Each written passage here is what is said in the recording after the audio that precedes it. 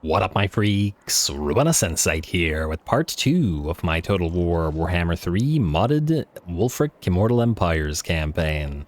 So as we saw last time, Wulfrik took a heck of a walk all the way through Norsca, fighting battle after battle, confederating tribe after tribe, and ultimately arriving at the Winter Pyre, where he fought and defeated Throg and confederated his faction as well. As to whether that's a good idea, that remains to be seen. Generally speaking, it may be better to leave Throg alone, so that he acts as a buffer for you, but I personally just can't say no to a second legendary lord pretty much at the very start of the campaign on episode 2. So, Throggy, we'll get you in there as soon as we can, buddy. Anyway, in terms of what we gotta do this time, well, first of all, we gotta deal with the sort of aftermath of the Throg battle. We got new techs, new stuff unlocked, new buildings to build, etc, etc, etc, as we ended off the episode pretty much immediately post-battle. We'll also have to figure out where exactly we go and what exactly we do, but that will probably wait until the next turn, and a few important things. Now, first thing is first. Wulfrik, you leveled up. I think we got 2 more points to spend, so we're going to pop them into Fearsome Warriors to buff up your general melee line, and then hold on to all the rest of your points so that we can unlock the your unique line and go through Eternal Challenger. Yeah, there's a lot of nice stuff in here. In fact, by the looks of it, wait, how much of a buff this is this? Wait, I think we get 1 point, right? So 8, wait, 1 and then 8, 9, 10, 11, 12, 13. Oh, we're actually 1 short. Yeah, but we could use Fearsome Warriors to fight, and we could maybe hold off on something here. Gift of Tongues isn't too big of a deal, I think. The upkeep reduction is a very big deal, though, so that'll definitely have to be a focus. Anyway, we'll do that for now, and we'll hold on to the... screw, just get all 3, it's gonna bother me. We'll hold on to the rest of the points. Shaman Sorcerer, I'd like you to put 1 point in Plague of Rust, so that we have access to it, especially since we now have unlocked the monster hunting, and I guess you could get metal shifting so that you have a little bit of everything. Next points will go into Gehenna's Golden Hounds, but, well, until we get there. Next up, Slith Wallbreaker. Looks like you've got yourself a point as well, and we're going to give you... I'm gonna say start with Fireball, mostly because I want to get Cascading Fire Cloak as early as possible. And there's certainly some things that we're liable to fight where fire attacks will come in handy, especially anything that regenerates, and so Flaming Sword of Ruin could be useful as well, but generally speaking we'll probably go more into the Shadow Tree at least, and to begin with, after 1 point in each of those. But anyway, that looks good to me. Next up we've got buildings. Obviously we're going to uncollect the income here for a little bit, as we have public order issues due to recent conquest, though fortunately no Confederation issue via hitting enemies. I don't know if we get Confederation issues if we confederate the regular way. I guess we'll find out if we ever get the opportunity rather than, you know, beating them into Confederation. Marauders to Builders, that's the one. We have a Sparring Fields here, which we do not need, and I guess we're going straight into loot piles everywhere. We need these partly to get the growth up and running, and plunder generation, but also because it gives us a research rate, and there's a lot of text that we want to unlock as early as possible. May as well go through all the buildings as well. We'll get another loot pile here. I think we'll hold off on the Shattered Frame until we're closer to getting the House of the Shunned, mostly because we want the heroes. Next up, Varg Camp. We can do the same thing here and go for the loot pile, and we can upgrade the Serpent Jetty to Tier 2. That is basically all the money we have, isn't it? And, oh, right. Oh, we got the Frozen Landing from these guys, huh?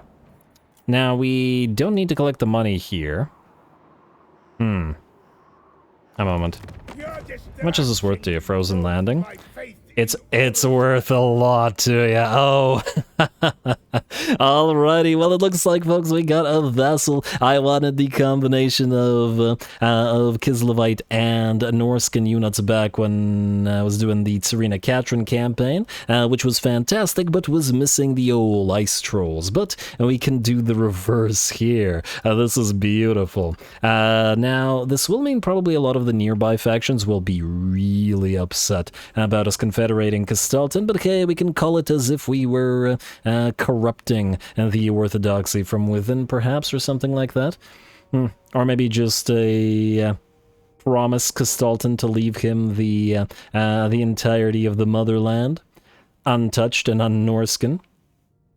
Besides, he kind of hates the Ice Court, so there is that to consider. But anyway, obviously, we are doing this. Plus, I did ask you guys in the comments to let me know your thoughts about killing off Malachi or leaving him alive, and then the same thing for confederating Castalton. And generally, it seemed to be the consensus was that we should kill Malachi and confederate Castalton if we can. We do want those cold-themed units because they work nicely with ours. Anyway, when I got excited, I started rambling, and so, yeah. Vassal. Very nice. Very nice. Now, what do you have? You were currently fighting Azazel and... or were fighting Azazel and presumably Throt. I probably should have actually looked who you were fighting. We probably want to knock all of these guys out and sort of give this guy everything anyway. And we'll be immediately getting some tribute, 231, nothing crazy, but certainly it'll be decent. Then, you know what, while we're doing diplomacy, oh, we still have Tex and the first monster hunt, but anyway, while we're doing diplomacy, oh, would you look at that, we got a lot of stuff. Gormadni tribe, yeah, but we're gonna attack the Gormadni tribe and probably the Magithkin. Clan Molder want a non-aggression pact, but we're probably gonna attack them as well, because we, well... they hate Castalton, and frankly, I'm more interested in getting the... Exquisite Pain. You look pretty weak. You're fighting Archaon, eh? You know what, Exquisite Pain, we're not going to vassalize you. We're going to talk to Archie and maybe declare war on you. And just because you're weak. The reason I'd like to do this is because Archie is somebody that we don't necessarily want to fight with as yet, and this will make him at least a little bit friendlier with us. Plus, if this faction's just about to die, and judging by their strength rank, they probably are,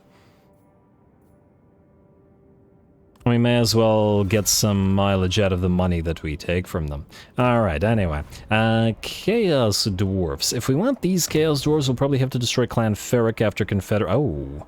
Well, we were going to attack them anyway, and force confederate the Gormadni tribe. So yeah, they're obviously going to hate on us for confederating the Great Orthodoxy. Ice Court really hates us for the treaties with the Great Orthodoxy. But they're not happy with the Orthodoxy either, so that all works. This took an interesting turn very quickly. Anyway, Wulfrik, you are going to recruit some stuff. Namely, I want you to get 2 Marauder Hunters with Javelins for more anti-monster capabilities. We also got that other Trickster's, or the Trickster Shard, rather, on Slith. But for now, we're going to give it to Vidimar. I think it'll be more useful since he's the main caster for Wulfrik's army. Next up, we got Tex to pick, and there's a decent likelihood that we set sail soon. And so, we'll grab the Marauder's Tools, or Sea Marauder's Tools, for that campaign movement range +5 after raising, though that doesn't matter as much as Corpulent Sails, plus 25% campaign movement range for all armies. Now, speaking of setting sailors, quick reminder, this is a backer-chosen campaign, so backers, whether it be on Patreon or YouTube channel members, you have an exclusive quick vote going right now as to where we send Wulfrik, whether it be Lustria and fighting the lizards therein, or whether it be Cathay. Wulfrik is meant to wander, after all. Anyway, the vote's time limited, probably a day or two, and do make your voices heard while you still can. That's not a threat. Anyway, the rest of this, I believe, is looking good. We've spent all our money, we've done the Diplo, we've done the Tex, we have not, however, done the Monstrous Arcanum. Well, I don't know about the order, but here's what I do know. We can recruit Frigustrex, the Cold Voider, as soon as we defeat it in combat, and thus this is probably the thing we want to challenge first. We will give this a read before we challenge it, however. A dangerous, murderous Chaos Frost Dragon is a great offering to the gods indeed, and none are more dangerous and murderous than Frigustrex, scion of the Cold Void. It appears only where the worst snowstorms fall, so to hunt it down you must battle the worst of the elements as well as the monster itself. Hunt down and slay the deadly Chaos Dragon, yes. Ooh. 10,000 gold? I just wanted the Regiment of Renown and the item, but damn, solid. How many of these do we have? 12 pages. We have 24 monster hunts? Is that what you're telling me right now, game? That's a lot of monster hunts. Oh, that's exciting. I didn't even remember it was this many. Was there always this many? I mean, okay, admittedly, I haven't touched Norsca since... Huh. Were there 2 mammoths? I haven't touched Norsca since Total Warhammer 2, so yeah. Huh. Wait. Is the same thing on page 12? Is it doubled? Okay, I'm not entirely sure what's going on here, but, wait. No. This doesn't have the reward, just the Ancient Frost Dragons. What the heck? Okay, I'm not sure what's going on here, but we're gonna challenge this guy anyway. And there we go. Monster Hunt. Frigustrex, the Cold or Scion of the Cold Void, raid the Tower of Crack. A little bit of money, a little bit of plunder. We'll give this a read once we fight this set. Huh. Maybe it's doubled, causing us to get 2 quests, because this is the actual hunt, isn't it? And the actual battle. Is it supposed to work like this? Maybe there's an SFO change. Well, I haven't read the patch notes for Norsca in a while, but anyway. I'll give them a read just to find out. I do like the fact that this is available immediately, though, because it'll give us a nice big battle. Pretty much immediately. Yeah, sure. Alrighty, we'll give this a read if we are to fight it, if the fight works. Well, I guess we can't do it right now, but we can do so next turn. And speaking of next turn, I guess we're ending the turn. Go. Let's hope it does work. Alright, War declared, Legion of Chaos and Masters of Innovation. That is not an issue for us. Also, while the turn is ending, as per usual on this channel, especially for those unfamiliar, we will be doing a threshold type deal where the length of successive episodes and the campaign itself will be determined by engagement. So to start off, if this episode reaches 500 likes and 70 comments, the next episode will be an hour long as well, or I guess hour-ish. I'm not that great at keeping track of the time and have a bad tendency to go over, or sometimes way over. Anyway, Goramadni tribe. You want to trade with us, but I don't think we are going to accept because we're going to attack them rather shortly, I'd wager. I mean, I guess we could trade for 10 turns before moving back down there. I mean, okay, wait. If I assume that we go here and we destroy Throt and then these guys, would we have 10 turns of trade? It's 300 gold per turn. Oh wait, no, we can't do it, because they will get pissed off, or everybody will get pissed off because our reliability will drop because we betray them and attack them, so no. Hopefully we can trade with Castalton. It's a decent amount of gold, and... Issued, mighty lord. A great adventure beckons. Be wary, though. Alright, a great adventure beckons, and I accidentally pressed escape because I wanted to get rid of the advisor. I take it that was an item quest? Yeah, Sword of Torgold already available. Damn, we're getting lots of quests. Alright, and Sword of Torgold is the only quest for you, but I'd wager it'll probably be too tough for you. At least to start off, I'm not sure. Ally begins outpost construction, that's great. Berserker's Headband, hello. Melee defense, death blow, and frenzy. Alright. And a potion of healing, both of which could be very nice for Wulfrik, and all we gotta do is research some techs, which we're well on the way to doing, especially these easily acquired plunder-based techs. Oh, right. The Norskans have a bunch of techs, a bunch of special techs related to capturing special locations. Oak of Ages, Kuran, Miragliano, Karazakarak, Altdorf, Castle Drakenhof. Huh.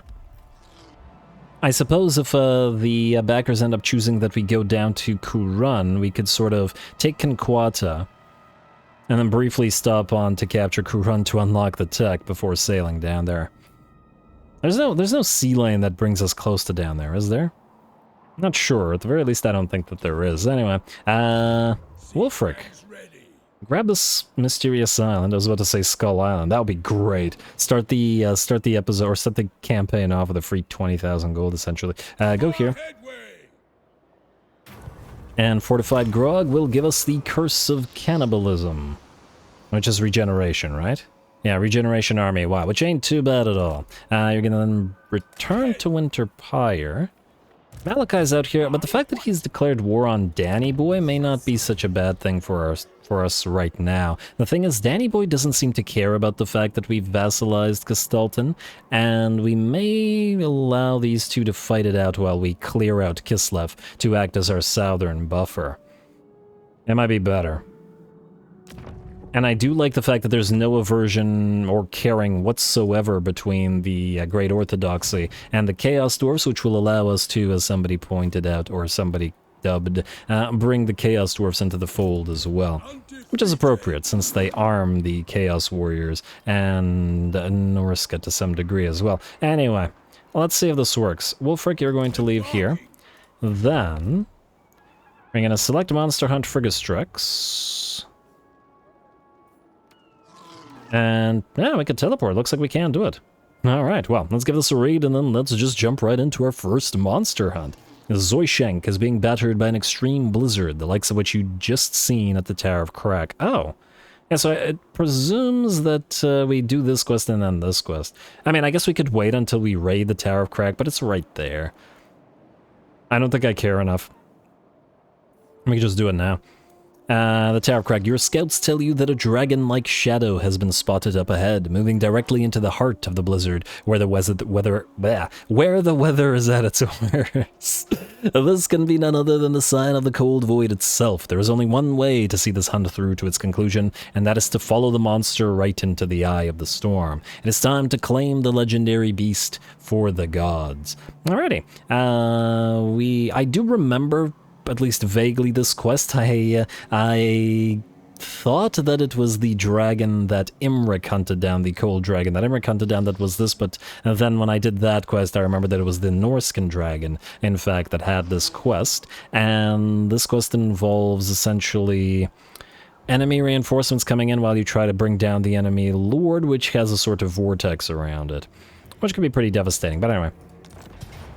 That's what all of our anti-large Marauder javelins are for. Hopefully we can simply focus and bring it down reasonably quick. They're also pretty darn armor-piercing, and we got plenty of bonus versus large on them as well. This is what you're meant for, Marauder hunters with javelins, so let's see you do it.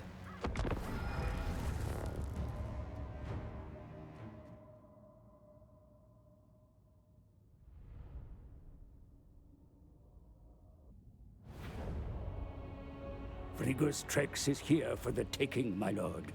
The weather is fierce in these climes, and is worsened further by the monster's presence. You must brave the storm, but be mindful of your approach.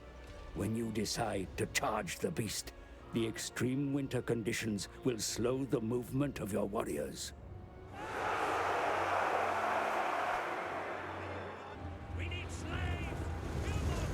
Alright, here we go. The enemy has a bunch of annoying abilities, so the goal is pretty simple. Rush them with as many javelins as we can and bring down the enemy lord. And by lord, obviously, I mean Frigustrex, the Cold Voider, or Scion of the Cold Void. Alrighty, we have Vanguard deployed, our Marauder horsemen, who are going to get at least a few javelins on the enemy. The enemy will swoop down, forcing at least a few of our javelins to miss, and then the rest do start hitting it. Plague of Rust will also reduce its armor by 50, dropping it down to 30, and hopefully to take more damage, but it does immediately activate its Vortex ability, causing massive, absolutely massive amounts of damage to the Marauder Horsemen, and the various cold effects are slowing the horses down to 27 move speed, slower than average move speed for an infantry unit, which I'm getting at is really, really slow.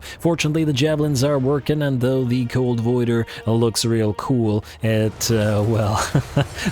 cool because it's, yeah, anyway. It won't stick around for long, and will fall to its frozen grave. That said, the battle has just begun. The enemies are getting other frost breaths down, heavily damaging our Marauder hunters with javelins and regular Marauders with great weapons. And I don't know what this one breathed on, but it probably did more damage as well. Oh well, what are you gonna do? Trolls are charging in as well, and 18 move speed with the frostbite on these guys. Oh man. And man, I thought that all these guys would rout when the Lord dies. It didn't happen. It didn't happen, and now we're going to have to actually face off against them. Trolls are being held back by our Marauder champions while the Javelins continue to work. We've also separated our special units, the Mammoth charging in, knocking down and out some of these enemy trolls, and we'll hopefully be able to dish out enough damage to bring them down while the Javelins work on the rest as well as the enemy dragons. Dragons continue flying around and being generally irritating, trying to go after our mage as well. Don't want to get hit by that plague of frost in the same manner that the cold voider did. Fortunately, this dragon is just about done as the javelins have done its work. Wulfrik has kept the other one pinned in place, and though he has taken a lot of damage, this thing's about to go as well. Unfortunately for us, reinforcements have arrived. 3 more units of Norscan Ice Trolls and another Chaos Frost Dragon on this side, and 2 more Ice Trolls and yet another Frost Dragon on this side as well. We are obviously starting to take huge amounts of damage. Wulfrik is kind of non-viable now, at the very least in terms of facing off against another dragon. Alright, at least that one goes down. This one's being distracted by the Marauder horses. I was hoping that if it were to get its breath off, it would waste it on the horses as well, but being distracted and not fighting the rest of our units is just as well. And the Mammoth has managed to chase off more of the Norscan Ice Trolls, and more Javelins will sort of see them off, hopefully until they shatter.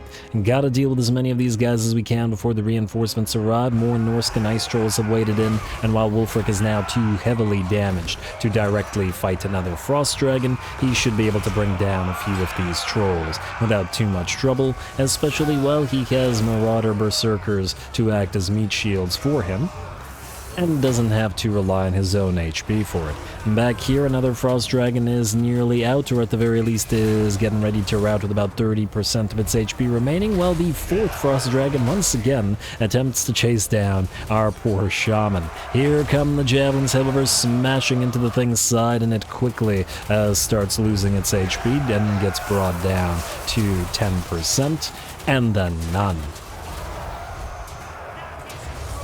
Alrighty, once again, this is what the Norscan units are meant for, obliterating those large units with their javelins and all their anti-large bonuses, and it is certainly working, though a much tougher battle than I was originally expecting. Another Norscan Ice Troll unit have seen off our Marauders with great weapons, pretty much obliterating the unit in the same way that they did our summoned units of Marauder champions. We can build Norscan Ice Trolls, right? It doesn't have to be Throg. Because I want some of these. In fact, I want plenty of these for Throg. I assume we can't build Bile Trolls as it's unique to Throg. We can probably get Armored Chaos Trolls from a Chaos ally, or actually can we? Because the Armored Chaos Trolls need to be upgraded through the Warband, don't they? So it's unlikely. Only the regular Chaos Trolls. And I take it we don't have access to Chaos Trolls? I don't remember. We're going to check later. Anyway, for now, it's more enemy Ice Trolls to deal with, but I do believe this is the second to last unit on the field, and this one will book it on out of there. Similar to the rest, this one's turn now, and oh, there is still at least one more unit of Trolls who are chasing this Marauder Horseman, who were in turn chasing down another unit of Trolls, as we wanted them to shatter rather than rout. The Berserkers have been doing a surprisingly good job. Okay, except that guy. Just as I say he's doing a good job, they start getting exploded by ice breaths from those Trolls. But anyway, they did a good job holding the enemy back, as this is a fairly tough position for them to be in. We're actually backing them away, not because they're routing or anything, they're actually still alive, but I didn't want the Javelins to kill off any more of them. Another Plague of Rust will see this Troll unit running away, and I kind of like that the spell effect kind of matches the grass, and obviously the Trolls match the snow and stuff. Look neat there. Anyway, these guys are now shattered, and then there was truly one. Man, this battle happened fairly quick. On the other hand, about 5 straight minutes of fighting ain't too bad. Ain't too bad at all. Anyway, last unit of trolls will have to weather the storm of javelins, though I believe 2 of our units have run out of ammunition at this point. And a few of the trolls will get brought down. They will manage to get 1 charge in, but only for so long as they will take enough damage to have to turn. And with that, the battle will be ours. Alright, wasn't expecting to fight one of these at this point in time. You guys let me know if, well, for those of you who have played Norsca and SFO, if that thing that allowed us to fight this battle right away is a bug. And if it is a bug, do we take advantage of it and do these monster battles earlier? I mean, I'm not generally going to do more than 1 monster battle or quest battle per episode, just to spread them out a little bit. Yeah. I suppose 4 episodes where we can't find a good battle, this could be a decent option. But if it is in fact a bug and not something that SFO did, then maybe we shouldn't and should do the little mini prerequisite quest. Although, once again, this one, specific one, was so easy that it doesn't matter. But anyway, close victory for us, and this gives us a bunch of great rewards. Let's check them out.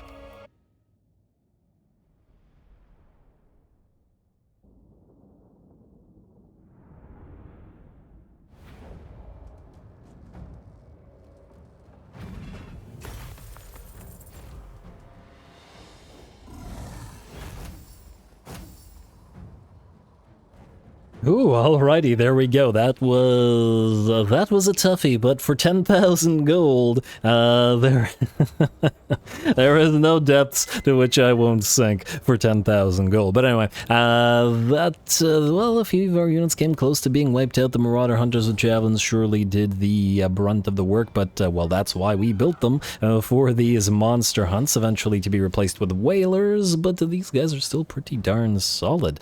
Yeah, so before starting this quest, I assumed that if we bring down Frigustrex, that the rest of the enemy army will break or the reinforcements won't come. And boy, was I wrong about that. So yeah, don't use your memory, folks. It will betray you.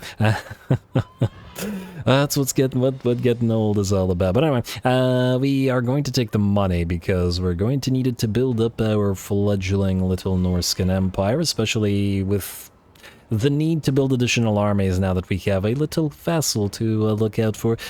Sacrifice captives, please. Alright, 10,000 gold in the Ancient Chaos Frost Dragon scale. Honestly, once we're full HP... Whoa, what the heck is this? A monstrous offering. The legendary monster has been slain. The tribesmen flock to catch a glimpse of the fallen beast, bearing witness to your glorious achievement. The bounty must now be ceremoniously offered up to a Norscan god of your choosing. Oh, I had forgotten that you offer their remains to the gods as well. Now... Oh, damn, I hate the way that these little tooltips go over the... Because I don't remember what exactly the effects are of each thing. I guess we have additional effects here, but I want to say the crow. I'm like 52% sure it's the crow that we want. That does give us construction time for early game, which is solid. Looting settlement's not helpful, however. Armor is fine on early game in Marauders. The crow is nurgle, and nurgle should have growth, and generally in the early game you want to spam growth in almost every faction like crazy, especially in SFO. There's some good stuff here. Income from all buildings. What do we have out of the Serpent? As I recall, the serpent is Slaanesh. Okay, that one's a lot more obvious than the crow and the eagle, but as I recall, Slaanesh gives you upkeep reduction, which is great as well, but I'm gonna say start with Nurgle, move on to Slaanesh afterwards, at least in the early game. Sorry, Khorne. Which is funny because Khorne is the most favored of the Chaos Gods among the Norscans by far. As well, I mean, they have a warrior culture, so go figure, right? So that makes sense. But anyway, sacrifice to the crow. I hope I'm not wrong about this. Do it. All right. What the heck is going on? Is it doing it twice? Yeah, I think there might be an issue with the... What the heck is... I think there might be an issue with the thing, although once again, I don't know, maybe SFO made this on purpose, but I guess we're just gonna double up on the crow. At least this way we can't lose favor from anybody else. I don't actually know whether it actually worked twice. This is the serpent, and yeah, the serpent gives us missile resistance and hero actions chances additional to the upkeep reduction. And the good thing about that is that it gives us the ability to steal tech. Well, once we have additional sorcerers. Oh, Crow also gives us casualty replenishment in addition to growth. Yeah, Crow was the right move. And we gotta raise, I guess, one more territory for the Crow, which will give us the first of the levels. So that should be a priority. Anyway, control +1 on local province, recruitment costs -5% for all units rather. Cathay slave dancers, okay. And the recruitment, yeah, okay, I guess we can use Wulfrik to recruit. Now, out of curiosity, did we get one dragon scale? We did get only the one dragon scale. Either way, Wulfrik, you're gonna get it. It actually doesn't have much in the way of great stats. So we may eventually swap it out to somebody. If we put this on a chariot, for example, like Surtha Ek, he'll get frostbite while being on a chariot, which would be pretty solid for charging through enemy lines. But it's the Ancient Frost Dragon scale that we want. We also have to figure out or decide whether we want to grab the Cold Voider immediately. We can afford it now, and it would be an early game power-up via the acquisition of a pretty strong regiment of renown. Too bad we couldn't leech XP with Slith, but whatever. Did that battle only give us one level? Okay, that's shocking. I would have expected way more, to be honest. Oh, damn. Voice of the Dark Gods gives us plus 80% leadership aura. Pretty solid. In the early game, it'll be a lot more useful because our Marauders' leadership is relatively poor, like the regular Marauders. But anyway, Wolfie. We are positive in control here, but I think we may actually want to put you into raiding camp stance in our own territory just to heal up a little bit more. Even if it does make our own territory upsetty. We're not collecting income here for the turn anyway. Then we want to build the obsidian quarry here. And we do have the money to build the port, so I'm not sure that we want to invest in them until we realize who's our ally, who's going to come down and attack us. I'm fully expecting to lose a bunch of territories here until we have sufficient armies to actually hold. Norsca doesn't have the greatest position after all. But anyway, we're going to move over to the lair of the Troll King. We will probably... I mean, we should probably recruit some stuff, and Wulfrik's the better for recruitment. He can do it cheaper. Alright. Wait. I mean, just give me a minute. I'm trying to figure this out. You're supposed to leech, so we're gonna pop you into... Does doubling up on the raiding stance increase the... Yes, it does. Okay, let's not do that. Alright, you're gonna go here. Huh, wait, doesn't this give us... Oh, raiding camp doesn't increase our Winds of Magic power reserve. The regular raiding does, but we want to make use of Wulfrik to recruit stuff cheaper. So we're gonna take you... And what do we want to recruit? These guys are pretty hurt. Great weapons and non-great weapons. We have only room for 2 recruitment because we're currently not collecting income, otherwise we could do 3. But then we lose a bunch of public order. Oh, income... I don't like the faction-wide stuff, though. And again, it won't happen immediately. Alright, let's collect the income so that specifically we can recruit a little bit more. Slith, I would like you to... Oh.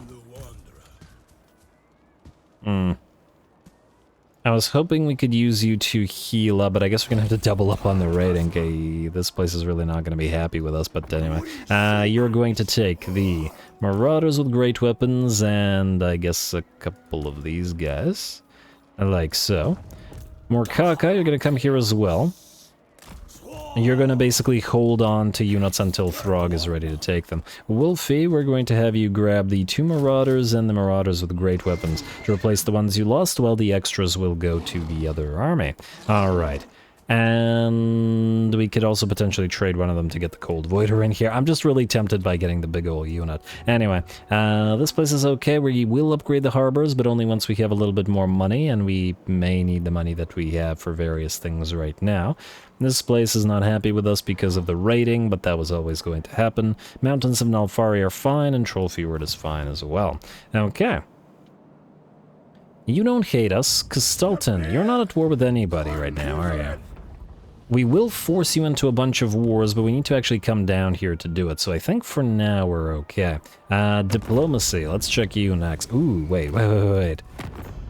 Gorbani tribe, cool, Sorrel. Okay, so basically all the other Norscans are going to hate on us. Ooh, I don't like the fact that the Scaling are angry about this. They're all going to hate us for vassalizing Castalton, but frankly, we're going to confederate them all, so it doesn't really matter. At least it shouldn't. And the only annoying thing is when they declare war on us, inevitably declare war on us.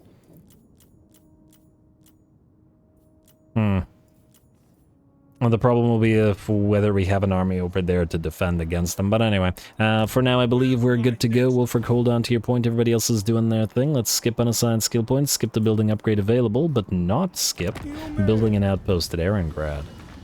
Like so. Gotta defend Erengrad, or at least keep these guys from losing it. Please build a watchtower, building breastworks, and whatever the other building is called for the Kislevites. And yes, I just played them, but I did... My memory ain't that good. Alrighty, end the turn. Yeah, I shoved on should probably declared war on another faction. Not too late now.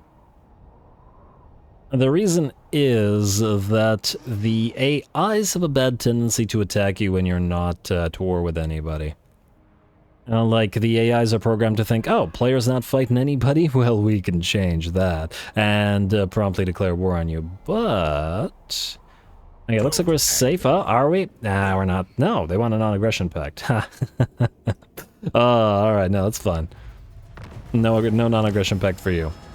I mean, yeah, but we still have to confederate them. Sacrifice to Mathan performed, faction destroyed, Druzhina Enclave, Thrott's doing good, Reichland has confederated Talabekland, and there's those corpulent sales. Slave chain gives us increase from sacking settlements. Capture many provinces, working on it. And, oh, mission successful, that was easy. Leadership when fighting Bretonnian Empire. Might come in useful, at least at some point. Not so much right now, perhaps, but at some point. Wolfie. Oh, you're just out of range of the Lair of the Troll King. That's unfortunate. Go into raiding stance. Right here. I'd really prefer not to have wasted a point. You're not able to reach this, are you? No. Alright, well, that's a shame. Go right here into the Lair of the Troll King, then. I gotta double check. Are we not at war with anybody right now? We are currently not at war with anybody. Yeah, we should declare war on these guys before the AI gets ideas. You are going to stay in this territory. And, oh, I should have summoned the Cold Voider, just because we can. I don't remember if Wulfrik can summon a cheaper. Wait, go. Okay. A little bit of waste of movement, but whatever. No, he can't. Well, he can. Yeah. You are going to lose a unit, Wulfrik. It's going to have to be. Do we need all these Marauder Hunters with javelins? The thing is, for the monster hunts, are going to be really useful. And they can fight in melee to some degree. Frankly, it's the doggos maybe that aren't super needed, especially because we want to replace them with ice wolves. And also the fact that we've got level 10 coming, which will give us the Beasts of Tashnar. Yeah, you know what? Take both of the doggos. We'll get the Cold Voider right now for all of our money. But at least this way we have an early game. This guy. You're gonna go here. Can you go into raiding camp stance? You can, but I fear you wouldn't be able to reach the this territory, would you? Maybe, just slightly. Wulfrik. Double the raiding, double the fun. Alright. And then you can trade again. Like so. And that will reduce their upkeep, and then you can take the Cathay slave dancers for now. From Wulfrik, as you will be the one recruiting. As for what you're going to be recruiting, alright, so obviously this is going to be an army led by Throg, but at the same time, we don't have access to monsters for him as yet. Frankly, we don't have a lot of access to a lot of stuff as yet. And, oh, you're not available in local recruitment? Wait, you're telling me we have to raid our own territory in order to local recruit? Huh. Weird. I feel like they should have a regular stance. Oh wait, no, we can recruit. Oh, did I click the I clicked the wrong one. Okay, no, we're fine, we're fine. Nobody panic. Alright, Marauders with great weapons. We can give you another one of those, I guess. Especially for when we're fighting Chaos, we'll need a little bit of extra armor piercing. I assume Wulfrik wouldn't buff the Beast of Tashnar, would he? Or not Wulfrik, Throggy. Anyway, Marauders with great weapons get another shielded Marauder and another shielded Marauder like so. Public Order is fixing itself here. We've got still a little bit of cash remaining. I'm still going to hold off on upgrading the expensive harbors simply because they cost too much and instead get the loot pile here. All the loot piles to level 2 while we wait for the main territories to be upgradable to level 3. Then we're going to declare war on you by asking Malachi for money. Like so. Not going to bother with the non-aggression pact right now. We'll destroy him. I'm just hoping that these two essentially cancel each other out for a little while. Oh, wow. We could actually fairly easily vassalize him, couldn't we? Huh. Minus 48. If we were to take the lair of the Troll King, we could very easily vassalize Malachi. Now, let me just think about this. What would be the problem with this? Well, A, loreful inaccuracy. B, yeah, the Chaos Dwarfs, though. I really wanted Goblin Hewers to go with our Axe units. Maybe we'll try another Dwarfen faction. We'll see.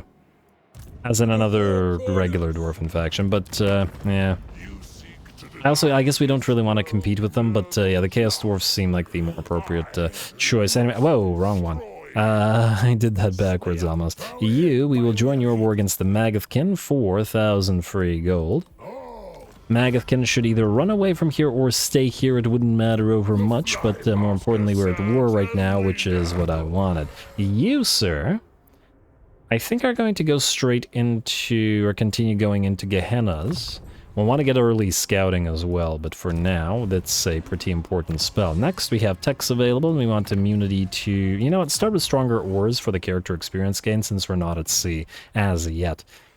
And then once we're done with the plunder things, we don't have 10k for this, so we'll switch to Cursed and Honored and get hero capacity, hopefully, for the exact same time. Where are you going? Better not be going here. For the exact same time that we upgrade one of these to tier 3 and get more stuff. Alrighty, the rest of that I believe looks good, so we're gonna skip, and turn, and hopefully fight some Nurglites. Alright, Epidemius and Danny Boy are hanging around, probably waiting to deal with Malachi there. Huh. I notice these two territories are held by, presumably, held by the Cool right now, which is Archaon's vassal. I wonder if they're at war currently with the, with Bok and his Skaven. I also have to consider the Urson Revivalists and the possibility that they suddenly attack us. Zertha Ek is ready. Stronger Wars. We are gonna go for Longer Hulls next.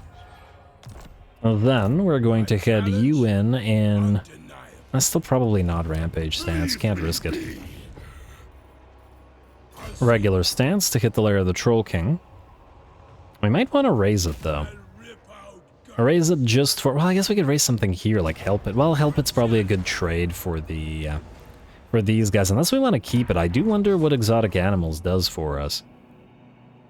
This is all also full of rats. So we could always raise one of these and keep the lair of the Troll King.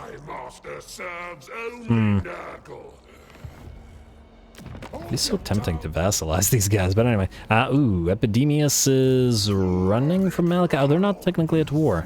Well, we can't ask him to join a war he's not in. Who is he at war with that, though? Broken Wheel, huh? We gotta watch out for him. He's unfortunately friendly with Malice, and once Malice gets powerful enough, he'll be friendly with the Slaneshi and with the Nurglites, which most likely means he'll attack us, and then they'll get angry about us fighting him, and then they'll attack us as well. Decent likelihood that Siggy declares war on these guys, though, since they don't like us over much, or don't like each other over much. We're also fighting Khorne back there, but that's not a concern for us right now. Broken Wheel, oh. Haggrief is willing to do a non-aggression pact. You know what? I think in the early game we can do this. We can betray them later, potentially. Well met this night. What do you have Might to even say? be able to trade them some stuff for vassalage. We don't necessarily want to compete with them, but at the same time, we got bigger fish to fry right now, so we'll deal 1 gold. Alright, we'll deal with this. Propose offer. Alright, what else do we have? Deadwood Sentinels? No, they're at war with a bunch of factions. Well, we actually don't care about the Ag Hole and the Cage Breakers, but let's not have them sail down and annoy us at the current time. And the rest of that looks good to me. Alright. Fostering Amity. Sounds like Norsca. Anyway, Wulfrik, you're about to attack. We will leech XP here. I'd rather not spend the money to recolonize this, though. There is, however, the other consideration that Malachi doesn't want to be sharing territory, and will probably be more likely to declare war on us by virtue of the fact that we are. And we'll kill him off as well. It's just that this seems like the priority right now to power up our vassal, thereby get more tribute, etc., etc., etc. And also we should probably kill off Azazel before he turns on us. Same with Throt. He really doesn't like us. Anyway, I don't know, but we are going to strike at this. We'll use both of the lords, at least until Throggy is back. And speaking of Throggy, just to double check. 5 more turns. Getting there, but it's going to take a bit. Anyway, Dungrut. Gonna be an issue to bring this guy down. Fortunately, we have plenty of Marauder Hunters with javelins. Go.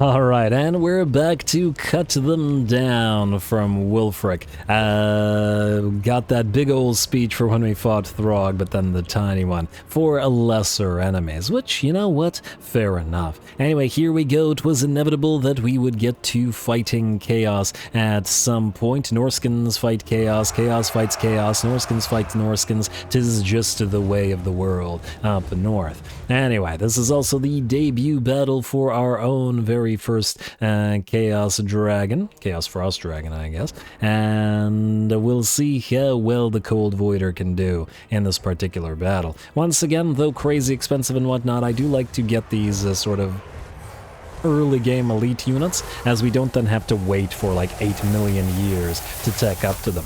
First of the Frost Dragon breaths comes down and takes about half HP off a unit of Plague Bearers, and clips Dungrut here, who also takes about 5% as well. Looks like some Furies attempt to give chase to the dragon, and I don't know how effective they would be against it, but I'd rather not risk it getting surrounded, especially with our range units being a risk with their anti-large to our dragon as well. Let's just knock them out of the sky with the Javelin and with Axe, and those who manage to land will simply take out in melee. Fortunately, unlike the archers and crossbows of the, let's say, the soft nations to the south, our range units can still fight in melee, and the Javelineers should be able to take care of those Furies. The other unit of Furies get absolutely ripped apart and stomped on by the Mammoth, while additional enemies make their way in. Here comes the effect. This is from Wulfrik's item, not the Cold Voider's Frost effect. The Cold Voider has to be in melee in order to activate its own. The enemy does open a Greater Gate of Nurgle and summons a Great Unclean One to join the fray. Which ain't so great, I suppose, but the Javelins are working their work, and Dungrut is already below half HP. The enemy Beasts of Nurgle here are standing in that Vortex ability. I actually wanted it to affect the Nurglings and stuff like that, but all good for now. And man, I notice a lot of the Javelins are just dropping off of Dungrut instead of sticking in, but all good because a couple more volleys and the big ol' exalted Great Unclean One, rather, will go down. Beautiful. Just the first one, however, as we have the summon one to deal with. The Cold Voider activates its Cold Void, its Vortex ability, and the battle continues. By the looks of it, however, it'll be a fairly quick one. Our reinforcements are arriving on the field, and that's way, way more than the enemy can handle, and the enemy has failed to breach our lines. Those poor old Plague Toads getting absolutely ripped apart by javelins, and we're doing the same thing to any other Plague Toad or Beast of nurgle we can find.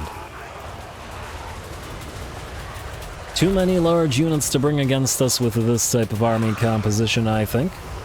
And hell, that Vortex does keep going. Quite a while. And down goes Great Unclean One and number 2. Alright, Wulfrik's still in the middle of the fray, leading those Marauder champions against the Nurglings, though the Nurglings pose little threat to them. The Forsaken could at least dish out some damage, and same thing goes for the Beasts of Nurgle, at least in theory. In practice, Javelins will once again do the work and start bringing them down. 1 down, 3 to go. And another one should fall with, I was about to say that volley, but it looks like they'll actually begin melting away as well. With that, by the looks of it, the enemy army has given up. Our reinforcements have arrived, but do not need to participate, as the last of the demons will melt, and the battle will be ours. Great job as always to the Mammoth. Solid debut for our Cold Voider as well, who managed to get, let's see, 132 kills and 28k damage. Very solid. Alright. Alright, now we do not need to chase, but just for fun, Wulfrik wanted to kill off this cultist for daring to open that Greater Gate of Nurgle. Man, I've slight PTSD from that ability in the Elspeth campaign. There was a very ugly moment when I didn't realize that cultists had the ability, and the cultists basically ran up to an almost all range, or basically an all range army, and summoned a Greater Unclean One right in the middle of it. It was, it got hectic there, but a great fight. But anyway, this is a great fight too.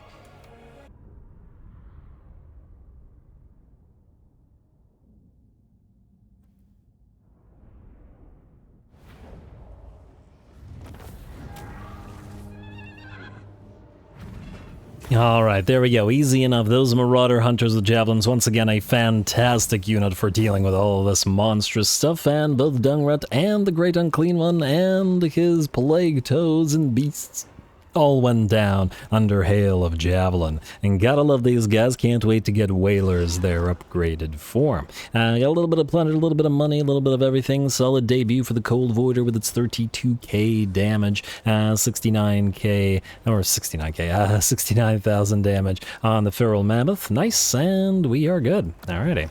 We are going to, I think, occupy this place. The thing is, I'd like to have this place close enough, and we'll do raise a one of Thrott's territories. Probably not the main territory, not the Hell Pit, but another one around it. Occupy.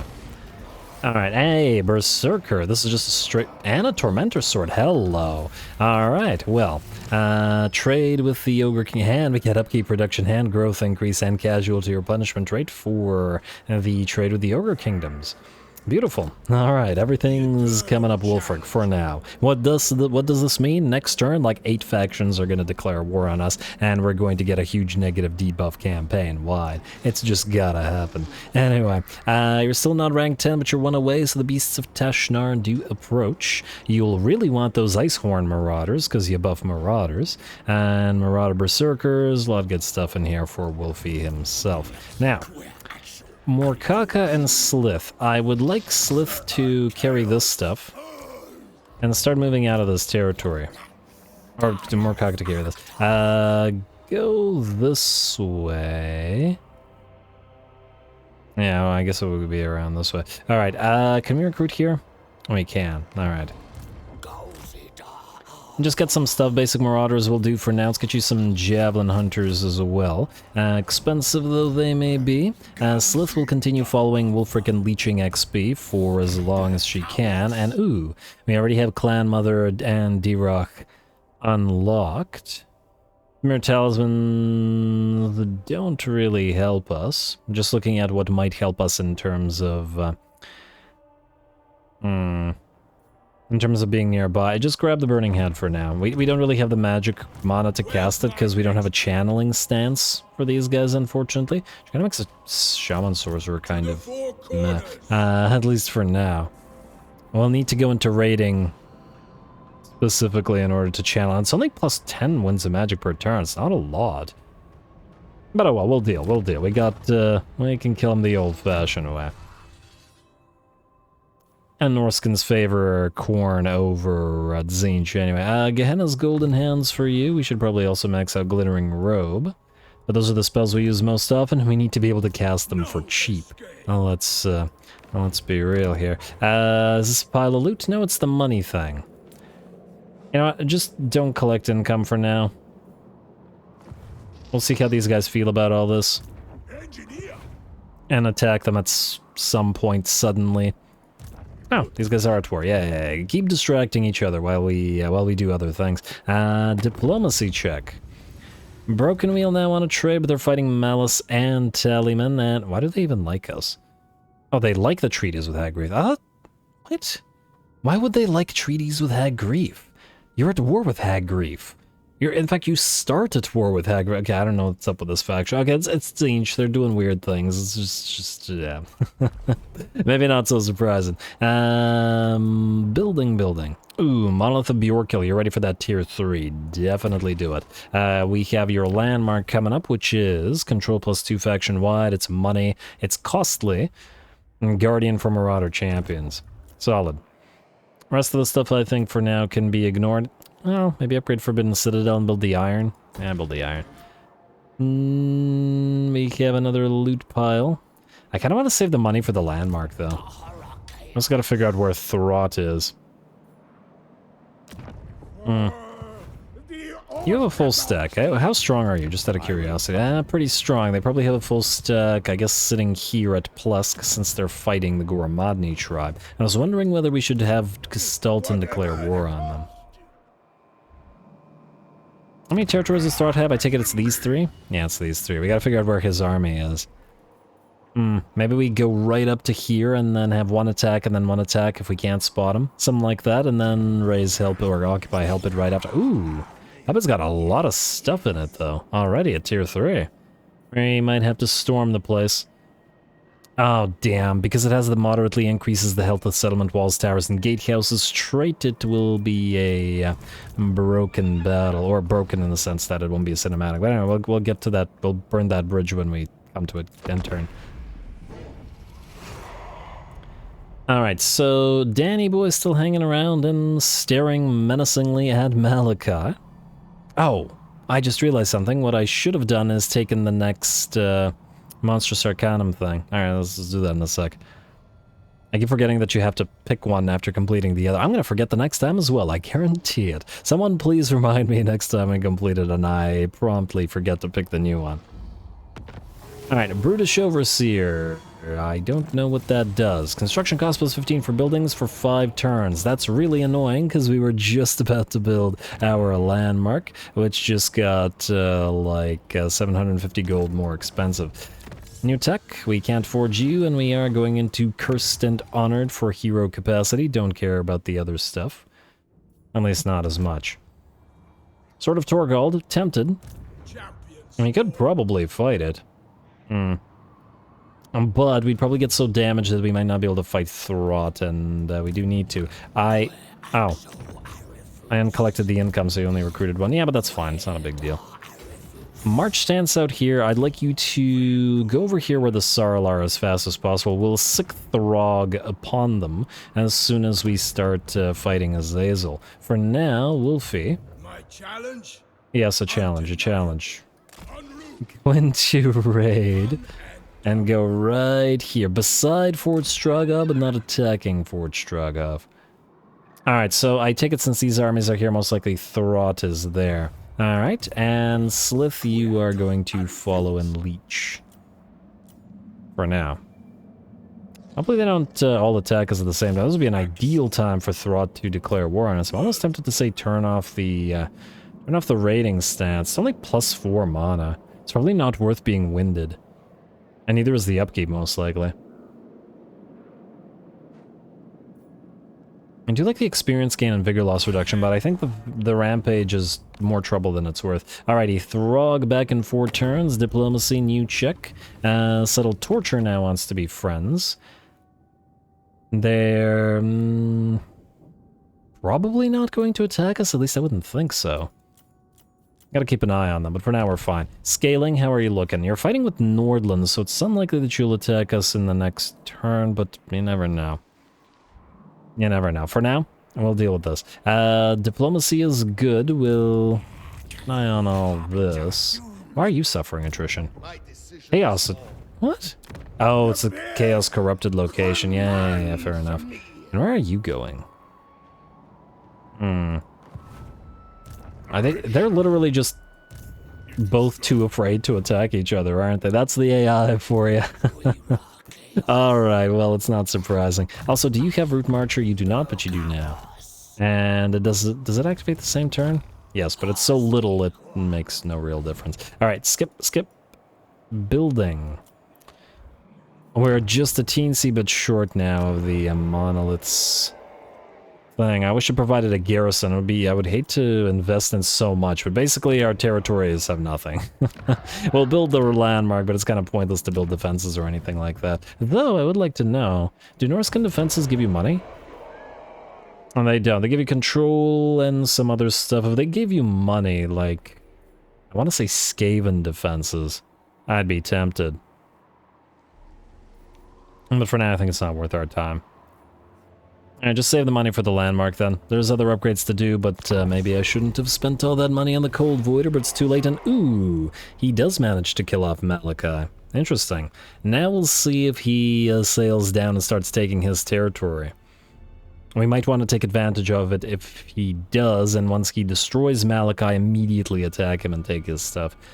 Or vassalize him for demon units, but I'm thinking maybe a little bit less into demon units this time. I really don't want to repeat the Archaon campaign. Want to do things differently, and with having taken the Orthodoxy as a vassal immediately, that should change it quite a bit anyway. Alright, mission issued, trading places. Yeah. That's great.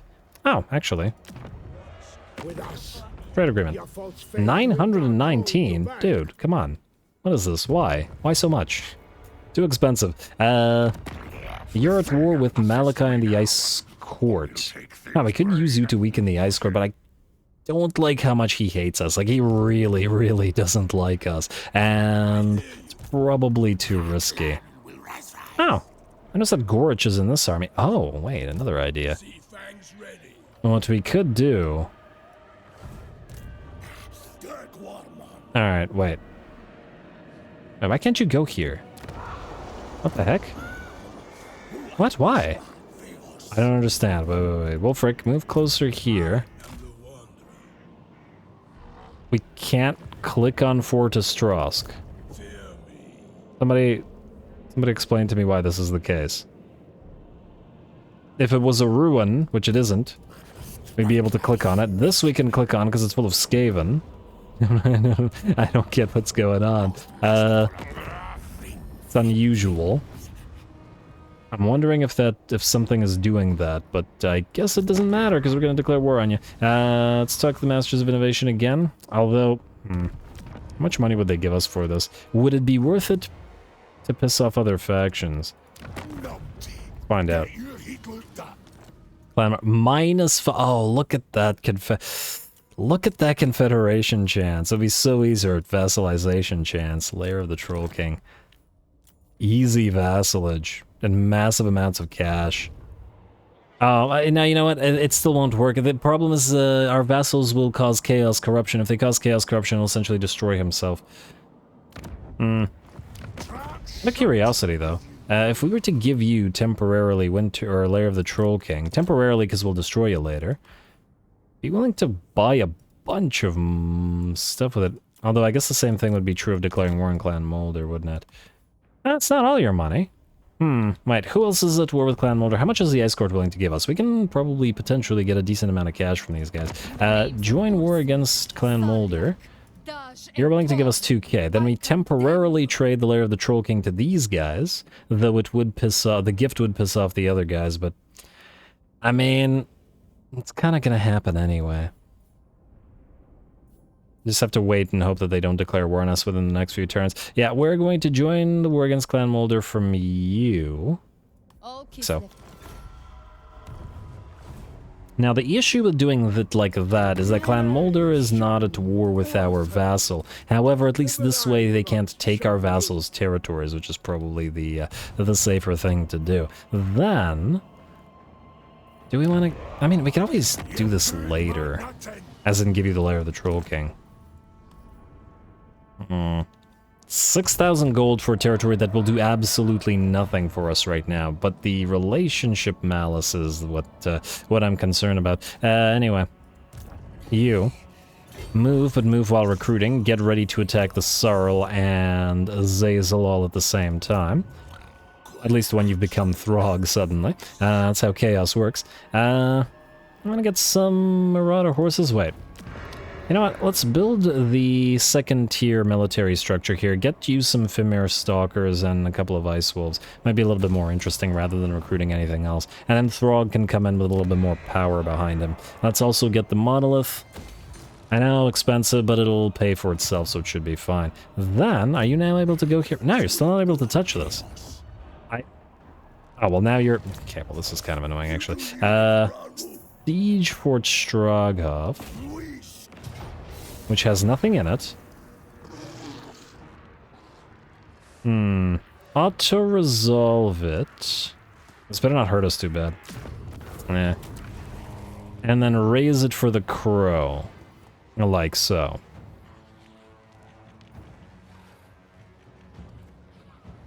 Yes. That gives us the first level of crow. Good. Then, a Norse Berserker and Barbarian, and Marauder Brute, and Fimir Hammer. Okay, okay, wait. Oh, the Berserkers can only be... Really? The Lord can't carry them? No, that's a shame. Alright, Morkaka, you are going to be recruiting, so you can take the Marauder Brute from Slith. Like so. The Fimir Hammer and the Sword of Don't Run Away From Me. Tormentor Sword, that's the one. Who takes what? I mean, Wulfrik's always going to be right in the middle of the fray, so we'll give him the Tormentor Sword. I guess we'll give the Fimir Hammer to...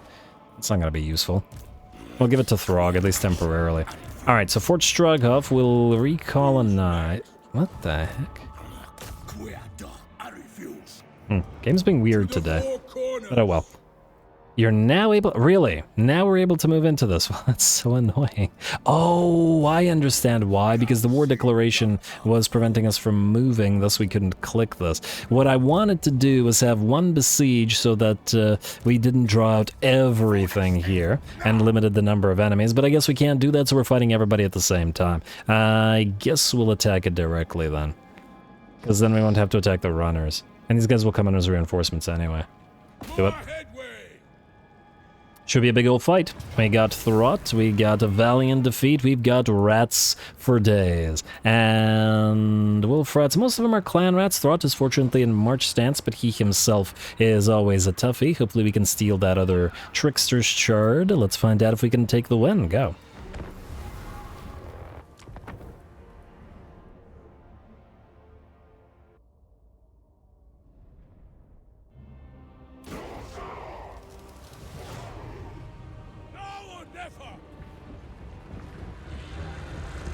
Now or never? Is that what he said? I think he said now or never, or at least that's what I heard. I'm not 100% sure, but slightly, very slightly longer speech. Anyway, here we go, a walled settlement, absolutely chock full of rats, and we've got plenty coming in as reinforcements as well from the two reinforcing armies, so certainly a decent amount of stuff to deal with. Our mammoth, our living battering ram will head towards that ramshackle Skaven gate and should be able to batter it down right quick, while our infantry are going to head up those walls and start to ripping the Skaven there apart. Now, If only we had something that could damage towers. This tower has 700 HP, but it's going to be firing down upon us for quite a while. Anyway, in terms of how we're going to set this up, most of our melee infantry, with the exception of 2 units of marauders with shields, are going to head here, while Wulfrik, the Cold Voider, and these 2 marauders, plus all of our horsemen,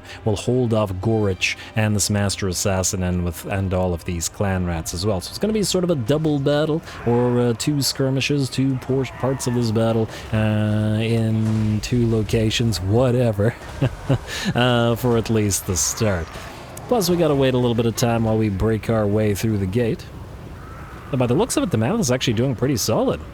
All things considered, looks like it breaks that gate relatively quick, damn. Actually, I wonder, does the Mammoth have an anti-building? Yeah, it has Wall Breaker. Destroy walls in melee, plus 50% damage multiplier against buildings. I was wondering why that gate was going down so fast, considering it's an SFO gate, and they have vastly increased HP compared to vanilla. Same with the walls and towers and whatnot. Anyway, it does mean we'll be able to breach the enemy settlement rather quick, though the Cold Voider is going to have to take matters into its own wings. Actually, do you have... Oh, you do have front paws. Okay, good. Anyway, gonna get a Frost Dragon Breath on some clan rats, basically destroying the unit and clip some Skaven slaves, but the idea is to head towards the Plague Claw catapults back here so that they cannot fire down on us below. Marauder champions with the Mammoth leading the way will charge on in. Could really use another hero in this army so that we have some units to lead the other units once when Wulfrik is away. And ooh, nice effect from Gorge, absolutely mincing half of the Marauders in this particular unit. That said, we do have Wulfrik here who can hold Gorge back while all 4 of our Marauder horsemen will target him, and he is a big old target. And you know what's a big old target? A massive pile of rats for Seafang to magically teleport into and rush right through. I like how there's a bunch of Marauder champions in the actual ship. They seem pretty happy about this whole situation. Would also be cool if we had a Seafang delivery system, as in you use that and the Marauders jumped off the ship and spawned right in the middle of the enemy army. Anyway, once again, that did plenty of damage, and Wulfrik's Seafang got 337 kills and 30k. He also now has that Tormentor Sword, which we will pop and then allow our entire blob of Marauder horses to target Gorge. There we go. Single volley takes him down below half HP from all 4 units. And by the looks of it, he'll be out of the picture with another volley. Gotta love that lucky find of that Tormentor Sword. We also activate the Vortex ability from Wulfrik. Wulfrik, don't knock him away too much, as we need to bring him down with range. Come on, Marauder horses. Man, they're taking a long time to reload, aren't they? There we go. There's the second volley, and Gorich will actually still be alive, but a couple more hits from Wulfrik or range shots will thus bring him down. And a few axes, a few javelins, a few sword swings. Come on. I don't even remember what Gorch's death animation. I think he does like a spin while he explodes, doesn't he? Oh, there they go. And spin to lose. Actually, it would be cool if he used that animation to try to block off some of the range hits. Anyway, down goes Gorich. In the meantime, how are we doing out here? Still breaking our way through the gate, though the Marauders and the Marauder Berserkers have made their way down. Got a single cast of Gehenna's Golden Hounds, which we missed in this particular situation, but I think it was more worthwhile to see Gorich's death animation there. Berserkers are absolutely hacking and slashing their way through the piles of rats. This is what these units are made for. They absolutely obliterate chaff infantry. And let's face it, most of the Skaven infantry are chaff infantry, so pretty ideal for the Marauders. Throt has brought himself some units of Plague Ogres. I don't know whether these are his summons or whether he just had some Plague Ogres on hand. But I suppose it doesn't matter, they'll get javelin down anyway. It's time for the reverse siege tactic. We're making our way into the enemy settlement and sending all of our Marauder javelins up on the walls. They now have elevation advantage and will fire down on those rat ogres below. and hopefully not waste their shots hurting our own mammoth too much. Alrighty, and the mammoths should be able to clear those plague ogres pretty well. Just got to get rid of them as they are armor-piercing and are thus threatening to our marauder champions. Unlike the clan rats, which would basically take a ton of units to hurt a unit of marauder champs. So without the plague ogres, and the enemies are going to have, or plague ogres, rat ogres, the enemy is going to have a pretty difficult time with this. In the meantime, we did send the Cold Voider in, and it heavily damaged the Plague Claw catapults, but they will recover. It was also chasing down a unit of wolf rats because it was annoying. But it'll return to the fray to deal with those afterwards. Wulfrik is still fighting out here, though by the looks of it we have managed to pretty much clear the clan rats, especially with Wulfrik repeatedly using his Sea Fang ability. And the Tormentor Sword to prevent the enemy from running, plus the Vortex ability that he got from the Cold Voider scale. Anyway, there is a Master Assassin to take care of now, and the Wulfrik should be able to deal with it, but we do also have 5 more Clan Rat reinforcements that will arrive. So he can keep whacking away at him while we turn to Throt, who is down to 25% HP already. He may be specialized for taking on large enemies and monsters just like we are, but maybe not quite as specialized as the Mammoth absolutely destroys him. And being surrounded by Marauder champions probably can't be a good thing for a Skaven either. And okay, I do believe he simply got crushed beneath the bulk of the mammoth. And with Throt's demise, we start making our way towards the bridge and hopefully soon across it. More rat ogres have made their way forward, and I do see that the Plague Claw catapults are continuing to fire. We are arcing plenty of our javelin shots into the piles of Skaven below, however. And I just don't see them making their way through the Marauder champions or the Mammoth, and look at the splash damage from those gigantic tusks. So many rats getting hit at the same time with every swing of that head. 114 kills and 22k damage so far on you, sir. How are we doing out here? Looks like the enemy Master Assassin is now routed and is attempting to escape. Surrounded as it is, but we're still going to whack away at it with Wulfrik for as long as he can, while we wait for his cooldown on the Sea Fang to destroy the rest of the incoming hordes of rats. Alright, how are we doing out here? The Cold Voider has moved back into the fray once more and has dropped down among those Plague Claw catapults and once again have forced them to rout. Cold Voider by itself, unsupported however, is liable to take a fair bit of damage, so we do have to be careful and we'll pop off its Vortex as well to try to get rid of those wolf rats. Individually, the wolf rats are weak and fragile, however, against a larger unit like this, knocking a mutant rat ogre back. We actually probably don't want to fight the mutant rat ogre as it can do quite a lot of damage, and in fact we're going to just fly away rather than deal with it. That knockback really helped out. Anyway, we're across the bridge now, more rats exploding under the ministrations of those tusks. This is turning out to be a pretty great battle. You gotta love it when settlement battles sort of don't end when you just break through, but you have to sort of work your way down the streets and stuff.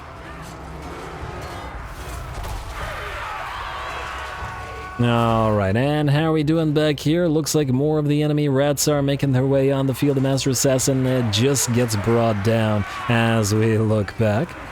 And Wulfrik's getting ready to get his last Sea Fang going through the last of these troops. There we go. This is going to be a heck of a combo. All 5 of the rat units had more or less full HP. We activate that Dragon Scale to get that Vortex ability going, follow it up with Sea Fang, and prevent the enemy units all from running as we activate the Tormentor's Sword as well. Heck of a ram on this thing as well.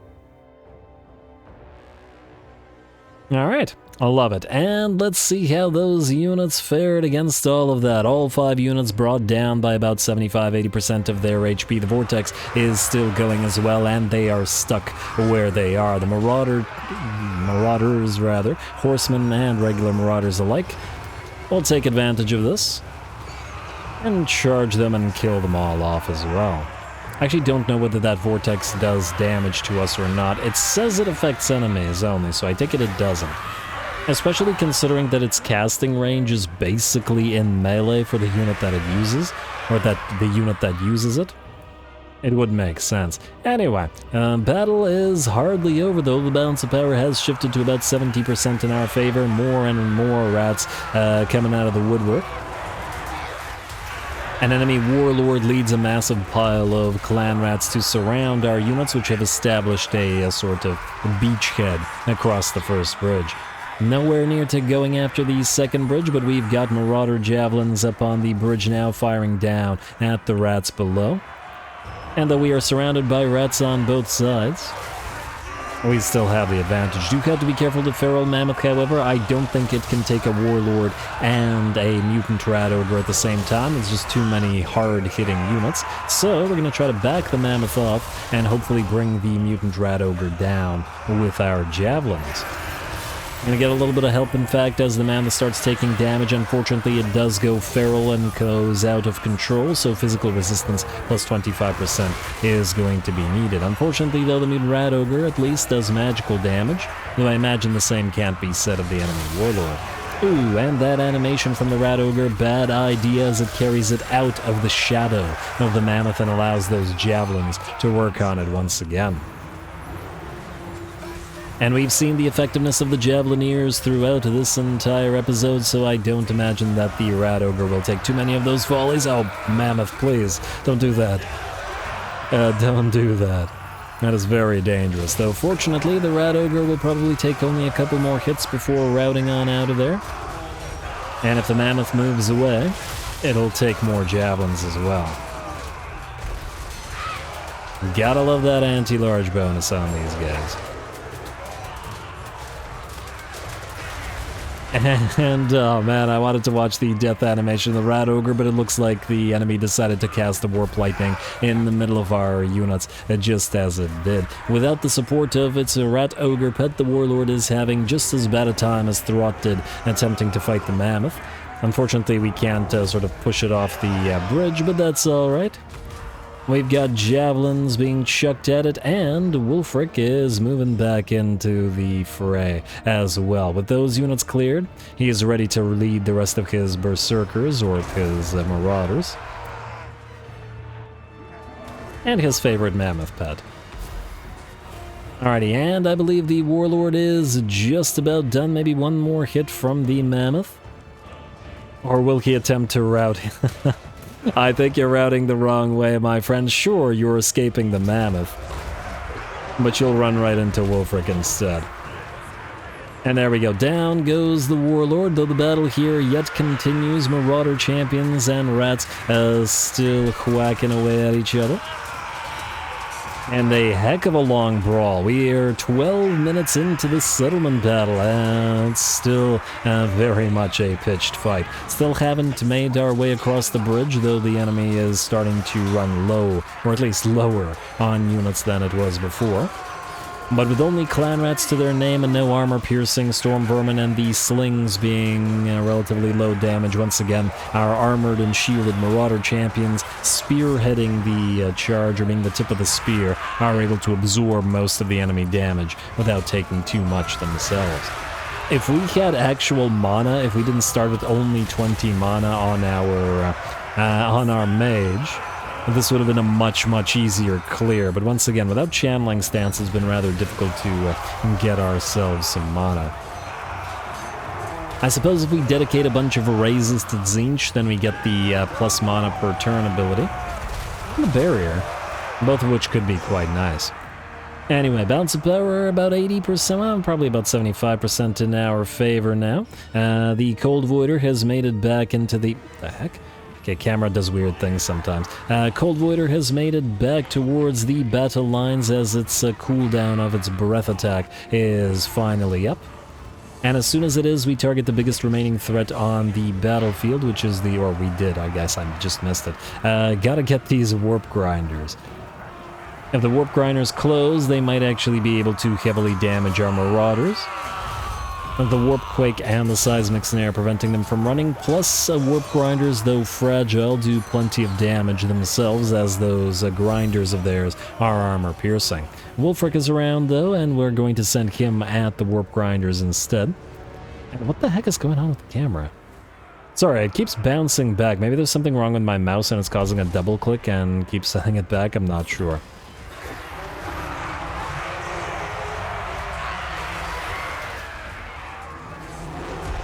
I don't know. Anyway, if that was making anybody dizzy, I apologize, but I wasn't trying to do it. Anyway, looks like we have made it off of one part of the bridge at least. Wulfrik has headed towards those Warp Grinders and once again cast his Vortex upon them, but is also perfectly capable of ripping them apart in melee.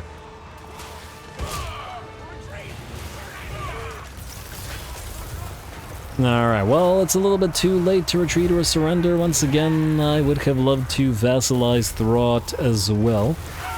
I gotta not accidentally call Throt Throg constantly. I would have loved to vassalize Throt as well, but he hated us so much that it seemed relatively unlikely.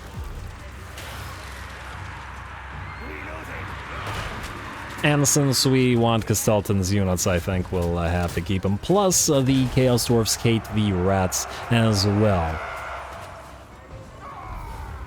And there would be the issue with them. Also, it was a pretty nice sight seeing Wulfrik fight in the midst of that warp quake, though over now, and I do believe the battle is just about ours. All of our units are basically just running around trying to engage as many of the remaining enemies as possible, especially those piles of Skaven Slave and Night Runner Slingers, which were annoying us for pretty much the entire fight. That said, they will annoy us no longer, as we will run down and destroy as many of them as we can. Unfortunately, we don't know which of the enemy units belong to the armies that were outside the settlement, but, well, we'll run down whatever we can and hope that as many of them as we can find, or as many of them as we can catch, are the appropriate ones.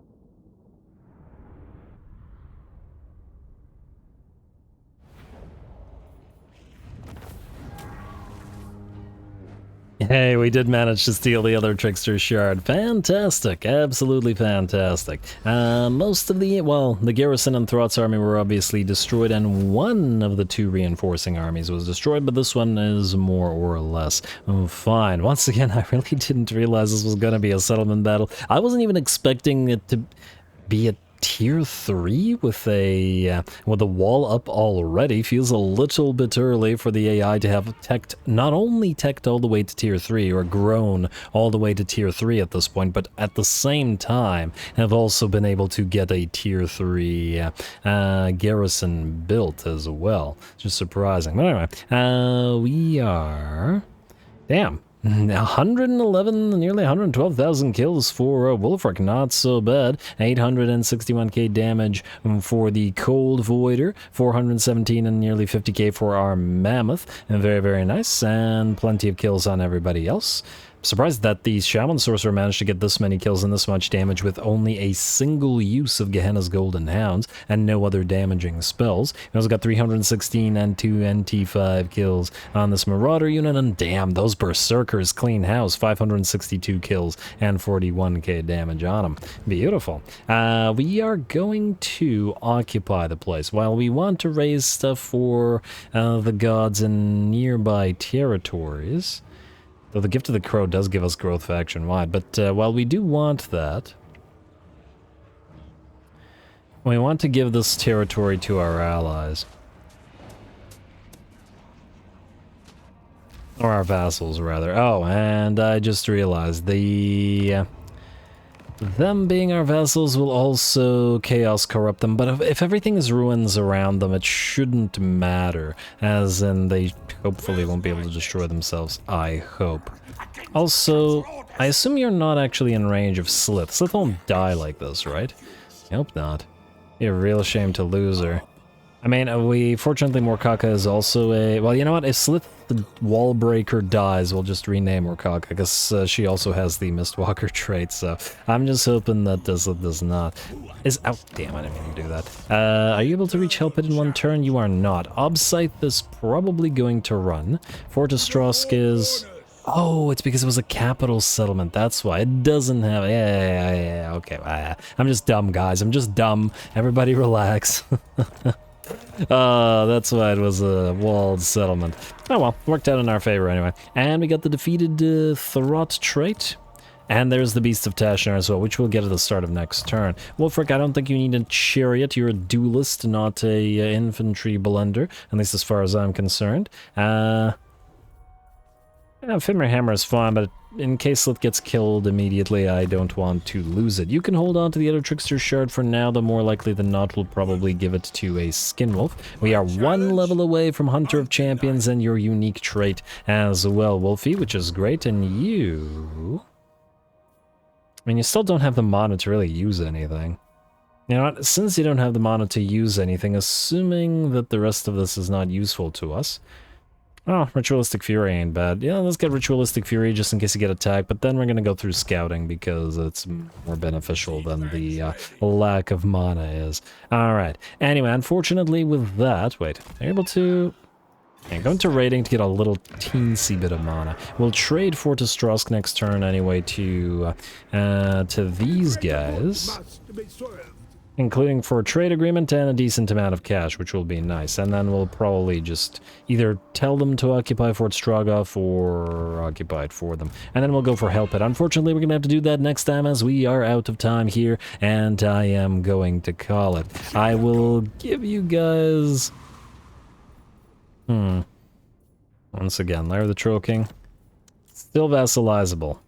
Still vassalized. Alright, I'll give you guys one more opportunity to convince me whether to vassalize or not. Malachi, frankly, I don't particularly care one way or the other. I think the biggest problem will be is if we vassalize him, we won't be able to take the Chaos Dwarves because they hate each other and it'll cause problems. Either way, next time we will hopefully wipe out Throt and sort of clean up Kislev a little bit as we move down here, probably through the territories of the Ropsman clan and then to confederate the Goromadni tribe, who are not fighting Boris Ursus, and I'm not entirely sure what he is doing. And we will also probably get Throg on the field next episode. Gonna build some Fimir for him in Morkaka's army, and then have him strike at Sarl encampment as we attack the Ecstatic Legions. Maybe we'll go for them first before the Ropsmen, since they're not at war with us. Anyway, that's that. Stay tuned for more Wulfrik and Norsca. Don't forget to leave those likes and comments below, especially the Threshold.